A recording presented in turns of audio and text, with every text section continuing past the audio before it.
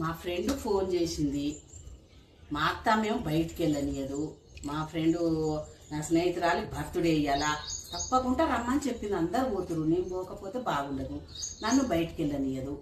ఎట్టనన్నా చేసి మా అత్తమ్మని మెప్పించి పోవాలి. తానేమో కాలేదు.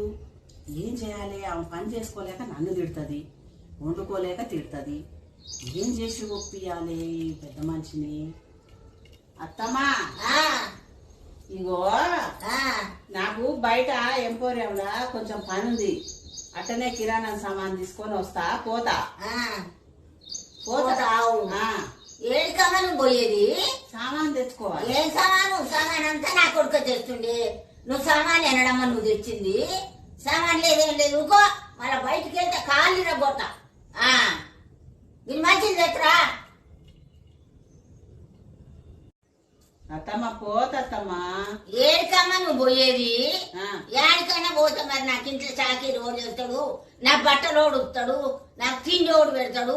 ఏడికమ్మా కడుకోసారి దోస్తు కాడిపోతా అంటావు. దోస్తుల కాడి బాగా పోతావే అమ్మా. దోస్తు అన్న నాయకుడు నువ్వు లేనిపోయిన అంటావు. షాపు పోయి కిరాణా సామాన్ తెస్తా అన్నా. కిరాణా సామాన్ అంతా నా కొడుకే తెస్తుండే. నువ్వు వెళ్ళడమ్మా తెచ్చింది కిరాణా సామాను? ఏమో అడ కూర్చో. నేను అట్లా వంకలు పెట్టుకొని ఏం పోను దోస్తుల కాడికి. పోతున్నావు అని కూర్చో, అడ కూర్చో. నువ్వేం పోవద్దు. నువ్వు పోతే ఇయ్యాల కాళ్ళు ఇరగొట్ట. కూర్చో, అడ కూర్చో.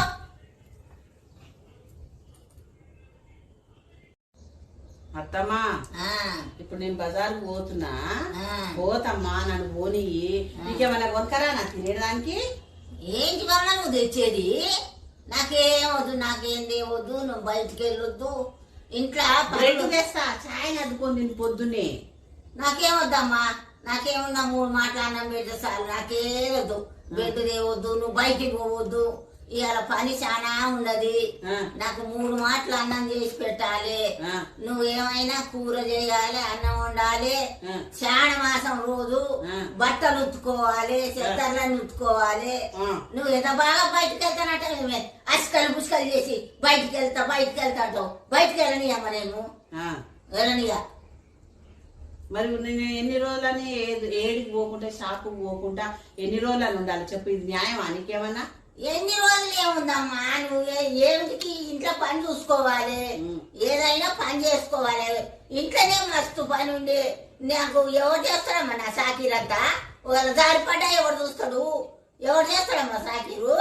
నువ్వు ఎంత బాగా బయటకు పోతానంటేనమ్మా గడుకోసారి.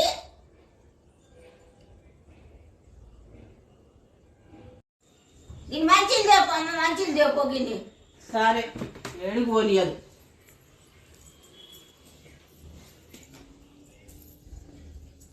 ఈమె సంగతి చెప్తా. ఇలా నిద్ర మంది వేస్తా. ఒక్క చెంచా వేస్తా సార్, కథం. మళ్ళీ వండుకొని పొద్దుకు లేవస్తా. అప్పుడు కానీ చెప్తాను ఈ సంగతి. ఇంకటమ్మా,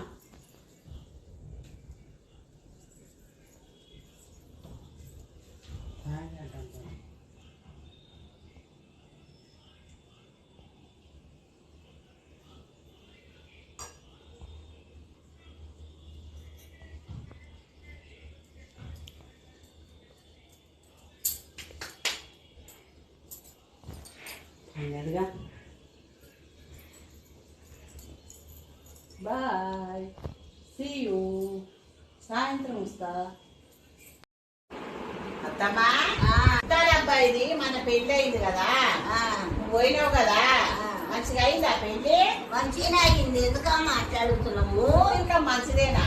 మంచిదేనమ్మా. పిల్ల మంచిదేనా? పిల్ల కూడా మంచిదే. ఇప్పుడు పిల్లని కాదు చూసేది, పిల్ల తల్లిని చూడాలి. అట్లనా? ఎందుకంటే తల్లి ఎట్లా చెప్తే పిల్ల అట్టింటదట. అట్లనా? అందుకని అడుగుతున్నా. ఎందుకంటున్నావు అంటే ఇవాళ రేపు ఆడోళ్ళు ఎగుర్రు. ఒకప్పుడేమో మొగోళ్ళు తగ్గారు ఆడోళ్ళని అట్లా కింద. ఇప్పుడు ఏం చేస్తున్నారు? ఇప్పుడు ఆడోళ్ళు ఎగబడ్డారు చంపడానికి. అట్లనా? బయట దేశాలకు పోయి అన్ని అలవాట్లు చేసుకొని మొగోళ్ళు అంటే లెక్క లేకుండా ఆలు చంపాయ్యా. బయట దేశాల్లోనే కాదు, ఇక్కడ కూడా జరుగుతుంది. ఏమైంది అనుకున్నావు?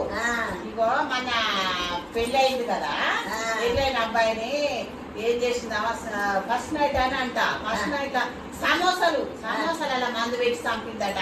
అట్టనా నచ్చకపోతే నచ్చలేదని చెప్తే బాగుంటది కదా. అవును. ఇంకొక ఆమె ఏం చేసిందంట చంపి డ్రమ్ము చేసి మూత పెట్టిందట. మగవాళ్ళను డ్రమ్ము తెమ్మంటే తెస్తలేరు ఇంట్లకు. నీ కొడుకు నువ్వు డ్రమ్ముదే అయ్యాడే డ్రమ్ ఎందుకే నీకు పని లేదు డ్రమ్ము దేని నేను డ్రమ్ ఎందుకే మనకు మంచిగా ట్యాంకులు ఉన్నాయి పైన అంటుండు. భయపడుతుండు మీ కొడుకు కూడా భయపడుతుండు. ఒక చంపేమో ఇంట్లోనే బండలు తీసి ఒక మనిషిలో గుంత తీసి ఆ గుంత లేచి మళ్ళీ సిమెంట్ చేసి పెడుతున్నారట. అయితే నేను మొన్న కందిపప్పులని తోడినే సిమెంట్ తేపు అంటే సిమెంట్ ఎందుకే ఏం చేసుకుంటావే సిమెంట్ మా కొత్తగా ఇటు సిమెంట్ అంటావు కందిపప్పులు ఏం చేస్తావు చెప్పవే సిమెంట్ తోటి ఇక సిమెంట్ తేమంటే తెస్తలేడు మీ కొడుకు. ఇట్లా జరుగుతున్నాయి లోకం మీద.